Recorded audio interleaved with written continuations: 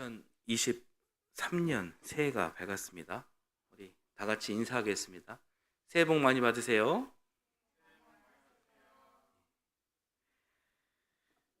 예, 오늘 이렇게 새해 주일을 맞이해 함께 나눌 말씀은 아가페입니다. 우리 교회는 새해 벽두부터 또 아가페 이야기를 합니다. 아가페 혹시 지겨우신가요? 여러분 제발 지루해하지 마세요. 1년 내내 아가페 이야기만 할 예정입니다. 자, 올해 우리 교회 표어가 아가페가 흘러 넘치는 교회입니다. 같이 한번 불러볼까요? 시작. 아가페가 흘러 넘치는 교회. 우리가 이 아가페를 지루해 하지 말아야 할 이유는요, 기독교의 핵심이 아가페이기 때문입니다. 아가페가 아니면 기독교도 아니고 교회도 아니고 성도도 아닙니다.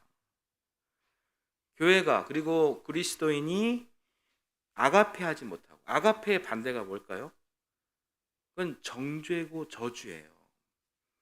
교회와 그리스도인이 아가페하지 못하고 정죄하고 저주하는 일에 익숙하면 온전한 교회로, 온전한 그리스도인으로 설 수 없는 것입니다.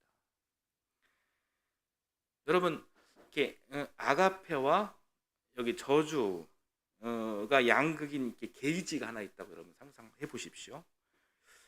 우리는 지금 이 사이에 있는 거거든요. 여러분은 어디쯤 위치해 있을까요? 그러니까 제 생각에는요, 이 바늘침이 거의 한 가운데쯤에서 살짝 왼쪽 오른쪽으로 이렇게 왔다 갔다 하지 않을까. 그래도 우리 여러분들은 아가페 쪽 자석이 조금 더 강해가지고 오른쪽으로 조금 더 쏠리고 있는 그런 상태지 않을까 이렇게 생각을 합니다. 우리가 여러분 그동안 그 아가페에 대해서 어느 정도 많이 공부하고, 그리고 삶과 신앙 나누기, 삼신나 이거 하면서 이렇게 나름대로 훈련을 했기 때문에 이 정도지, 사실 이것도 사실 쉽지 않아요. 그래서 여러분은 비교적 잘 하고 계십니다. 탐심과 이기심이 가득한 이 세상에서 이 게이지 가운데를 그래도 유지한다는 것이, 이것이 결코 쉬운 일이 아닙니다. 여러분, 그래도 새해에는 우리 신앙의 모습이 지난해보다 더 아가페 쪽으로 쏠리는 역사가 있기를 소망합니다. 그렇게 하기 위해서는요, 우리가 여러분 끊임없이 배워야 합니다. 뭘 배워야 할까요? 아가페를 배워야 합니다. 이제 아가페 내가 좀 안다. 내가 지금 교회를 다닌 지가 몇 년인데, 이렇게 우쭐대면, 교만하면 안 되는 거예요. 목사님 저 설교 또 하시네. 이렇게 하면서 지루해서도 안 되는 겁니다. 여러분, 아가페 안에 하나님의 은혜와 예수 그리스도의 사랑이 담겨져 있거든요. 그러니까 계속 배워야 하는 것이고, 주워 담아야 하는 것이고, 깨달아야 하고, 반드시 내 삶에서 요만큼이라도 이 아가페를 반영하도록 이 훈련을 계속 반복해서 해야 하는 것입니다. 우리가 아가페다운 삶을 살 수 있는 방법은 그것밖에 없는 거예요. 희망찬 새해를 맞이했습니다. 이 새해 첫날, 오늘은 그 훈련을 위한 첫 번째 날이에요. 자, 베드로의 믿음을 통해서 우리 아가페를 한번 오늘 배워보도록 하겠습니다. 자, 우리가 읽은 오늘 본문 21장은요, 예수님의 제자들이 부활하신 주님을 만나는 장면이에요. 자신들의 주인을 잃은 제자들은 아주 큰 절망에 빠져 있죠. 시리에 빠져 있습니다. 그 절망 중에 있는 제자들에게 용기를 주시기 위해 부활하신 예수님은 손수 빵을 구우시고 또 생선 요리를 하십니다. 그렇게 손수 아침 식사 준비를 하시고 나서 제자들께 맞이하는 장면이에요. 여러분 이 장면 좀 감동적이지 않습니까? 제가 굉장히 좋아하는 장면이거든요. 그러니까 밥은 곧 이 생명과 연결되잖아요. 그렇기 때문에 예수님께서는 이 밥상 문화를 굉장히 중요하게 여기셨던 것 같습니다. 그러니까 배고픈 사람에게, 슬픈 사람에게 그냥 그냥 위로하고 격려하는 것보다 이렇게 좀 밥을 먹이고 밥을 대접하고 그렇게 위로하고 격려하는 것이 배고프고 슬픈 사람에게 훨씬 더 위로가 되지 않겠습니까? 예수님은 그러셨던 것 같아요. 본인께서 잡히시기 전날 밤 마지막 유언을 하는 자리에도 그냥 유언만 하신 게 아니라 제자들과 만찬을 나누셨잖아요. 그러니까 누구 하나 배고른 사람이 없도록 부활하신 이후에도 예수님께서는 제자들을 살뜰히 챙기시는, 오늘 본문의 장면이 밥을 좋아하는 사람으로서 굉장히 참 감동이 됩니다. 여러분 여러분 되시죠? 밥 좋아하시죠? 절망 중에 있는 사람들이 밥맛이 나겠습니까? 그런 이들을 불쌍히 여기셔가지고 이 밥 한 끼라도 먼저 든든히 먹이고자 하시는 예수님의 따뜻한 마음이 정말 읽혀지는 거예요. 이 장면 참 좋습니다. 여하튼 이 자리에서 예수님은 베드로에게 아주 뜬금없는 질문을 하십니다. 뭐라고 말씀하시나요? 요한의 아들 시몬아, 네가 나를 사랑하느냐? 이 질문을 예수님께서는 3번이나 반복을 하십니다. 이 질문에 대해서 베드로는 이렇게 대답하죠. 네, 그렇습니다. 제가 주님을 사랑하는 줄을 주님께서 아십니다. 같은 대답을 하고요. 2번째도 그렇게 대답을 하고요. 3번째 질문에는 이 같은 질문을 하시는 것이 좀 이렇게 불안해서 주님께서는 모든 것을 다 아십니다. 그러니 제가 주님을 사랑하는 줄을 주님께서 다 아십니다. 이렇게 조금 길게 이야기합니다. 말의 강약은 있지만 3 답변 모두 똑같은 말이에요. 네, 사랑합니다.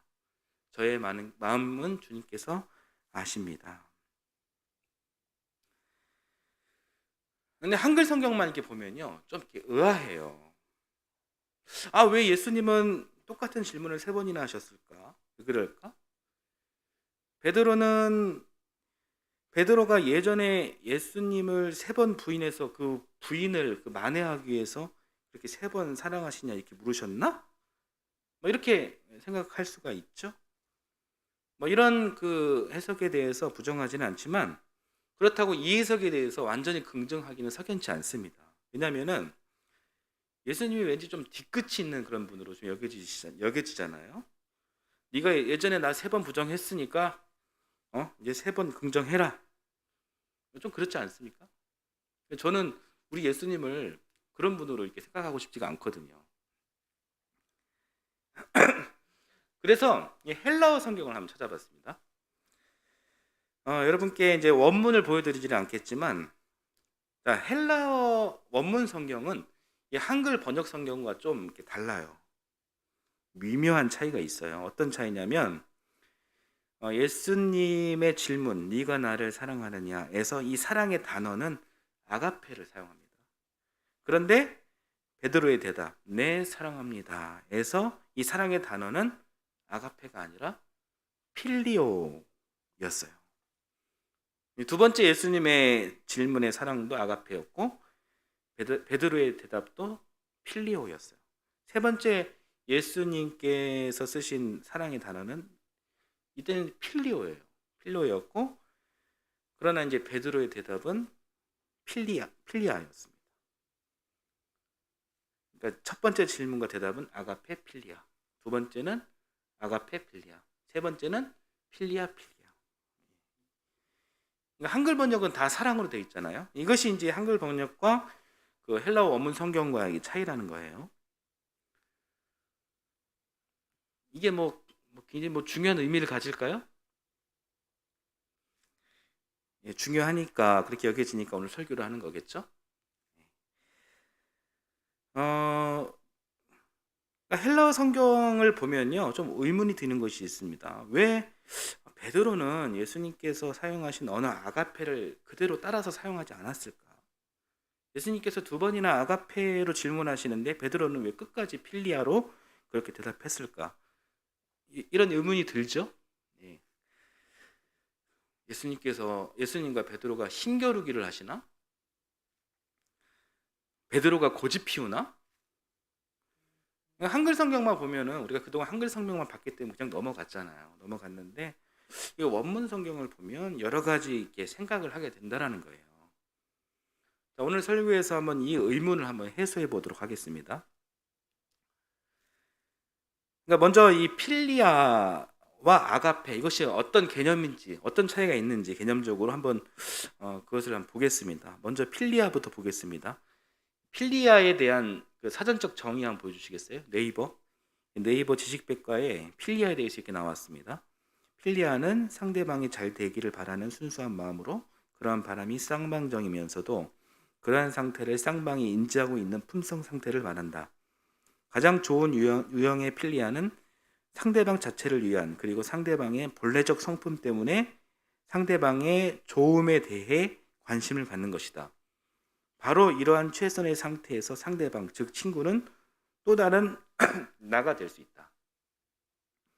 이 필리아는요, 이 고대 철학자 플라톤과 아리스토텔레스를 통해서 만들어진 개념입니다. 그러니까 필리아를 한마디로 말하자면 친구 간의 사랑, 즉 우정으로 이렇게 생각할 수 있는 거예요. 여러분 아시는 사랑에 대한 또 다른 개념 에로스가 있죠. 에로스가 남녀 간의 그런 사랑을 말한다면 필리아는 동성 간의 사랑, 우정을 이야기하는 겁니다. 그런데 이 동성애와는 다른 개념이에요. 전혀 이 필리아를 동성애로 이렇게 오해하면 안 되는 겁니다. 이 동성 간의 그런 우정뿐만 아니라 성을 초월한 그런 우정도 필리아가 될 수가 있습니다. 예를 들어서 저에게 여러 분의 그런 은사님이 계시지만 그 중에 가장 제가 존경하는 분이 그 여성 교수님이세요. 제가 존경하는 분이 여자 교수님이세요.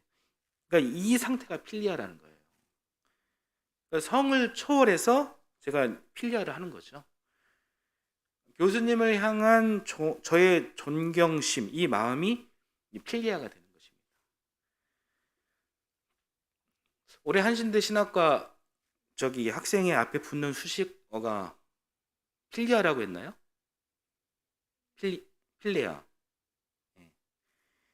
사랑이죠? 필리아. 그러니까 이제 그 얘기 들었을 때 필리아 학생회 그랬을 때 이 모든 학우들을 이 사랑하고자 하는 학생회 임원들의 그 마음을 이렇게 읽을 수가 있는 거죠. 여러분 필리아에 대해서 좀 이해가 되시죠? 네. 그런데 이 필리아의 결정적인 한계가 있습니다. 그것이 무엇이냐면 아까 그 네이버 사전적 정의 한번 다시 한번 보여주시겠어요? 자, 두 번째 줄을 보면 필리아는 쌍방정이면서도 그렇죠? 이런 표현이 있고 또 세 번째 줄에 네 번째 줄이군요. 상대방의 좋음에 대해 관심을 갖는다. 그리고 이런 최선의 상태에서 친구가 된다라는 거예요. 자, 이 말은 이 필리아 사랑에는요 조건이 붙는다라는 이야기입니다. 조건이.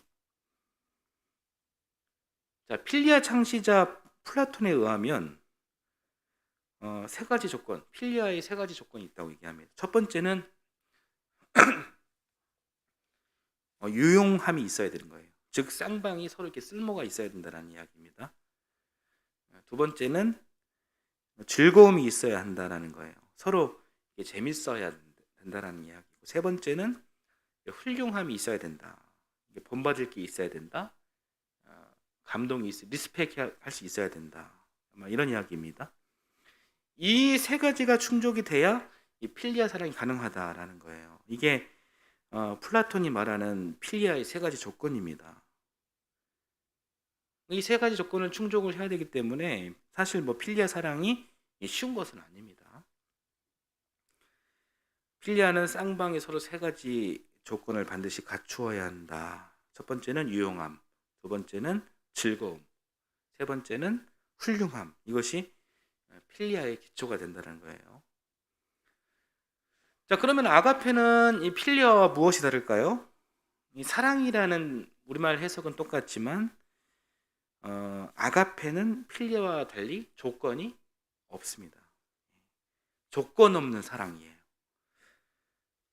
그러니까 이 사랑은 인간의 철학으로 만들어진 그런 개념이 아니라 하늘에서 온 개념이다라는 겁니다.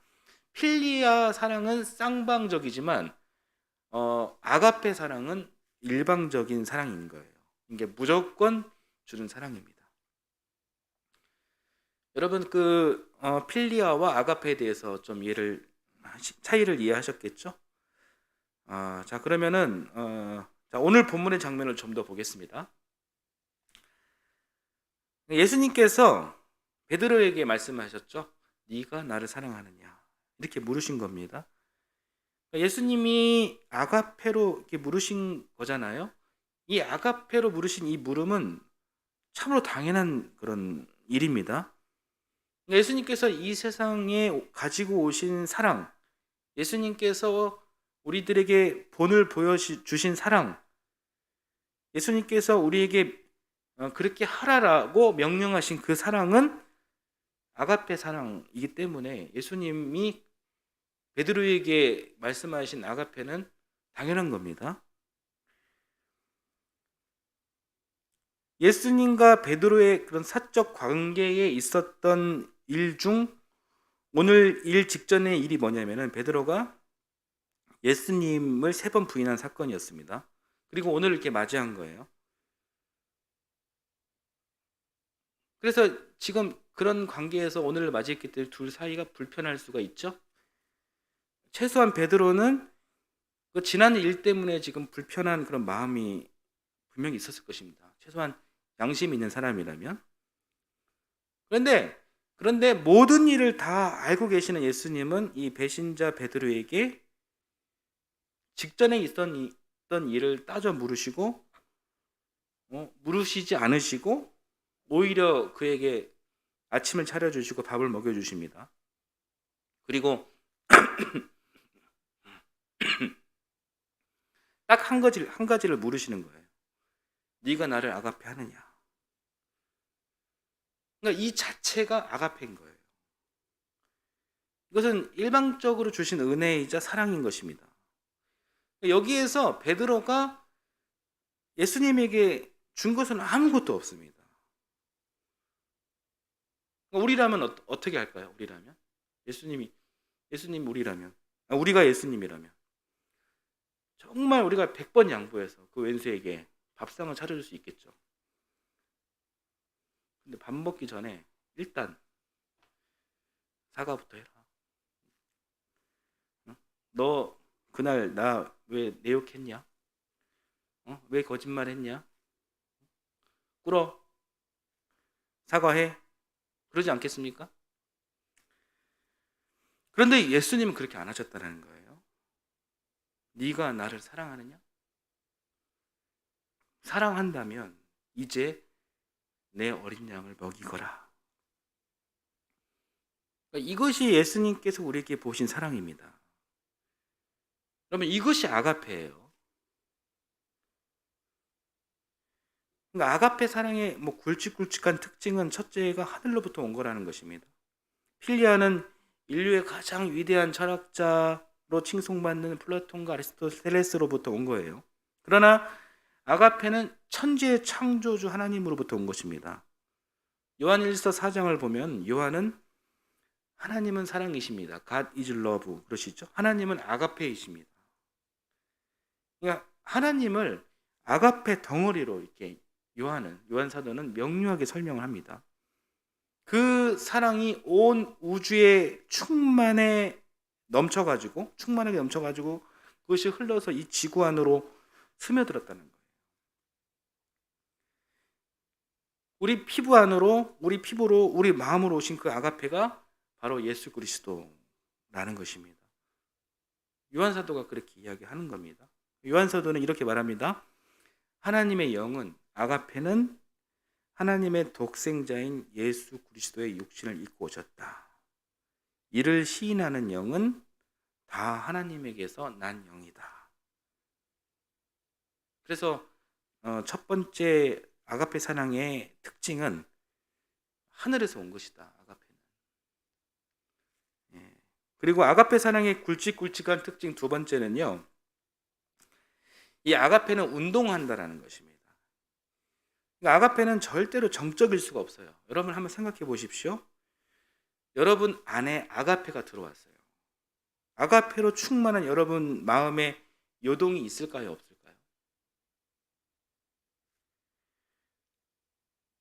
자기가 그리스도인이라고 해서 자기 마음 안에 늘 아가페가 있는 것이 아닙니다. 들숨 날숨을 쉬면서 바람이 우리 몸 안에 들어왔다 나갔다 하는 것처럼 여러분 마음의 상태에 따라 이 아가페가 들어와 있을 수도 있고, 여러분 욕심이 너무 커서 날숨으로 아가페를 밀어내고 들숨으로 이기심이 여러분 몸 안에 가득 들어와 있을 수도 있는 거예요. 만약에 여러분 마음에 이기심이 가득하다면 당신이 그리스도인의 여부를 떠나서 자기 것만 고집하고 상대에 대한 배려와 친절이 없을 것입니다. 근데 만약에 여러분 마음에 아가페가 가득 들어왔다면 그 아가페는 여러분들을 가만히 내버려 두지 않습니다. 내가 너희를 아가페한 것처럼 너희도 서로 아가페하라. 이 말씀이 내 안에서 살아 움직이면서 내 뭔가 마음에 변화가 생겨요. 내가 조금 손해를 본다 하더라도 더 오래 참게 되고 더 친절하게 대하게 되고 더 용서하게 되고 더 관용과 사랑을 베풀게 됩니다. 이게 아가페의 성질이에요. 아가페는 끊임없이 그렇게 운동을 해서 그 마음을 소유한 자에게 오래 참음과 친절과 용서를 베풀게 하게 하는 거예요. 그 일을 하지 않을 수 없게 되는 거예요.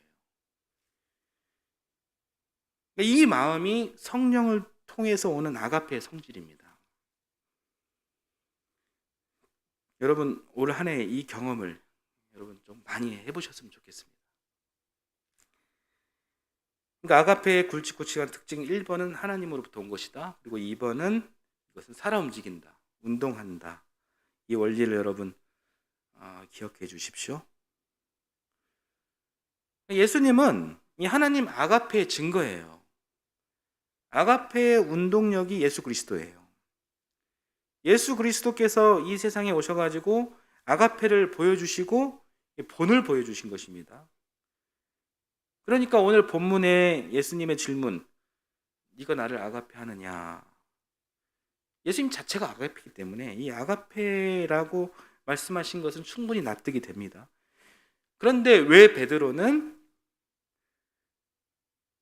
아가페가 아닌 필리아를 썼을까? 왜 그랬을까요? 여기에 대해서 성경은 답을 해주지 않습니다. 그래서 여기에 대한 그 대답은 우리가 풀어야 돼요. 우리의 상상력으로. 왜 베드로는 끝까지 필리아라고 대답했을까요? 여러분 한번 생각을 해보십시오. 잠깐 시간 드릴게요. 왜 베드로는 끝까지, 분명히 예수님의 언어를 들었을 거거든요. 아가페라고. 근데 끝까지 왜 그렇게 필리아라고 고집을 피웠을까? 생각해 보세요.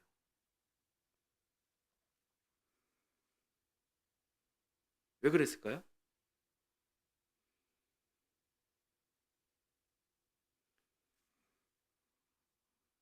사람이 유한해서 한계투성이라 그렇게 지키지 못할 것 같으니까. 그런 상상 하셨죠?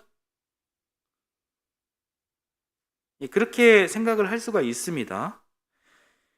사람은 이 하나님과 이렇게 차원이 다르니까 이 조건 없는 이 아가페를 이렇게 실천하기 어렵잖아요. 어렵기 때문에 베드로가 필리아를 고집했다 이렇게 생각할 수도 있습니다. 그런데 우리가 신앙생활을 하면서 반드시 한 가지 기억해야 할 것이 있습니다. 우리는요, 사실 조건 없는 사랑을 말할 자격이 없습니다. 왜냐하면 우리는 이미 그 사랑을 받았기 때문입니다. 베드로도 마찬가지예요. 베드로는 이미 예수님을 통해 엄청난 큰 사랑을 받았습니다. 예수 그리스도의 제자로 택함 받았죠. 그럼에도 자기 스승이신 예수 그리스도를 배신합니다. 배신했음에도 예수님은 그의 죄를 탓하지 않으시고 오히려 용서하시고 그 앞에 나타나셔서 밥상을 차려주십니다. 베드로가 예수님께 잘한 것 아무것도 없어요. 유용하지도 않았고 기쁨을 주지도 않았고 훌륭한 일을 한 적도 없습니다. 그런데도 그 큰 사랑을 받은 거예요. 그렇기 때문에 예수님의 물음, 네가 나를 사랑하느냐? 이 질문에 제가 주님을 아가페합니다. 이렇게 말할 수 없었다. 이렇게 한번 베드로의 마음을 한번 생각해 보는 겁니다.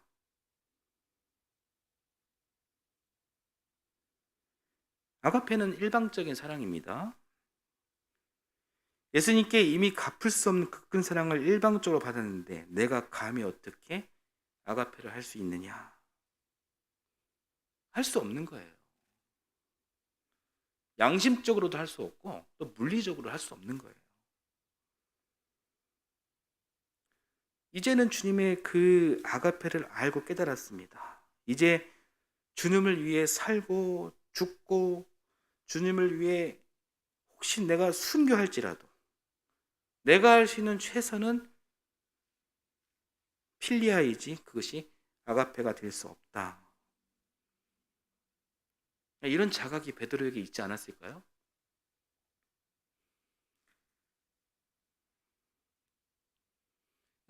성경을 원문으로 보면 그런 상상을 가능하게 하는 겁니다.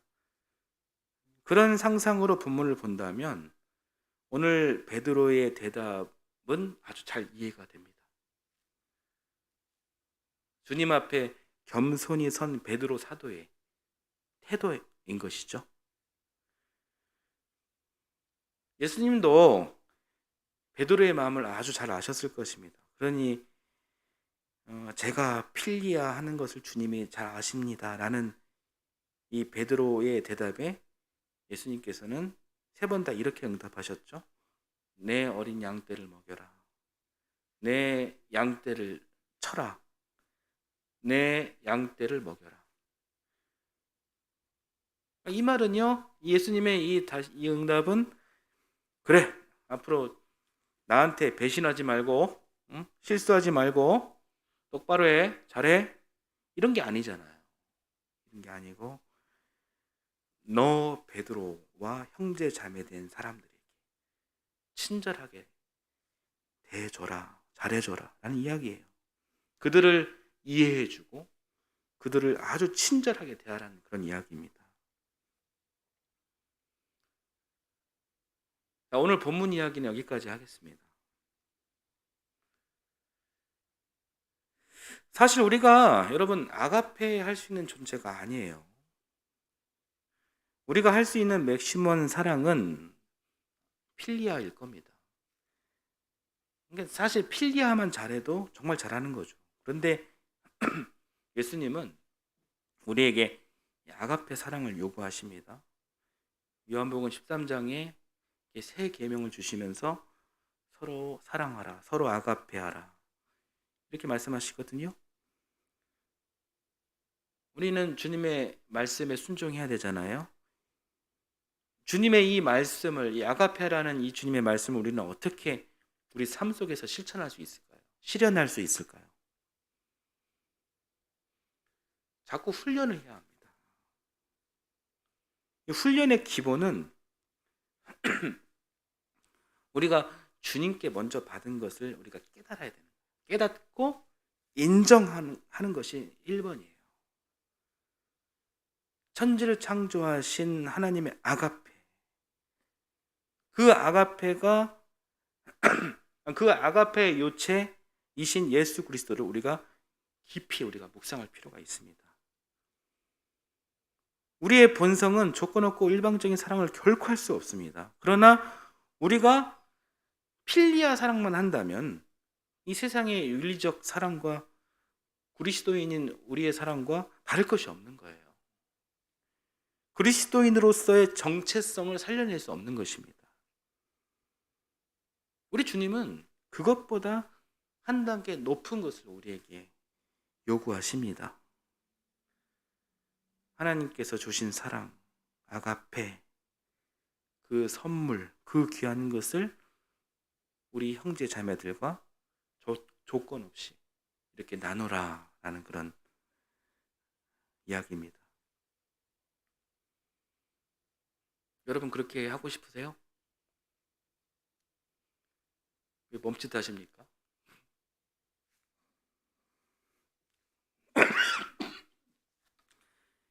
자, 2023년 우리 교회 표어를 다 같이 다시 한번 읽어봅시다. 아가페가 흘러 넘치는 교회.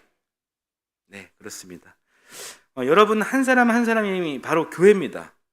여러분이 아가페로 충만한 교회가 되려면 여러분 아가페를 끊임없이 배워야 하는 것입니다. 여러분 이 아가페를 어디서 가르쳐 줍니까? 회사에서 가르쳐 줍니까? 하이커피에서 가르쳐 주시나요?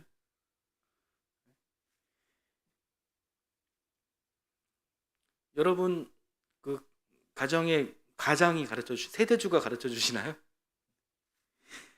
그러면 참 좋겠지만 아마 그렇게는 쉽진 않을 겁니다. 아가페 어디서 가르쳐 줍니까? 교회예요. 새해를 맞이해서 제가 여러분께 목사로서 부탁 하나 드리겠습니다. 여러분 주일이 1년에 52주입니다. 새해에는 52주 주일을 모두 지킨다. 여러분 이 목표가 여러분 안에 있었으면 좋겠습니다. 물론 빠질 수도 있지만 빠지는 주는 정말 불가피한, 빠지지 않으면 정말 심각한 일이 벌어질 수 있는 그런 일에만 빠지시기를 바랍니다. 이 경건한 마음이 여러분 마음속에 자발적으로 그렇게 일어나기를 바랍니다.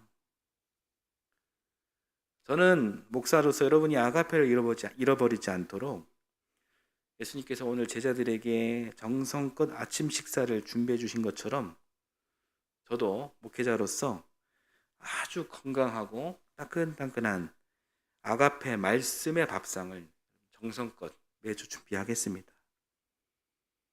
여러분과 저의 최선의 노력을 통해 말씀으로 충만하고 또 아가페가 복되게 흘러넘치는 2023년 희망찬 주님과 함께 동행, 동거, 동역하는 그런 새해가 되기를 간절히 바랍니다.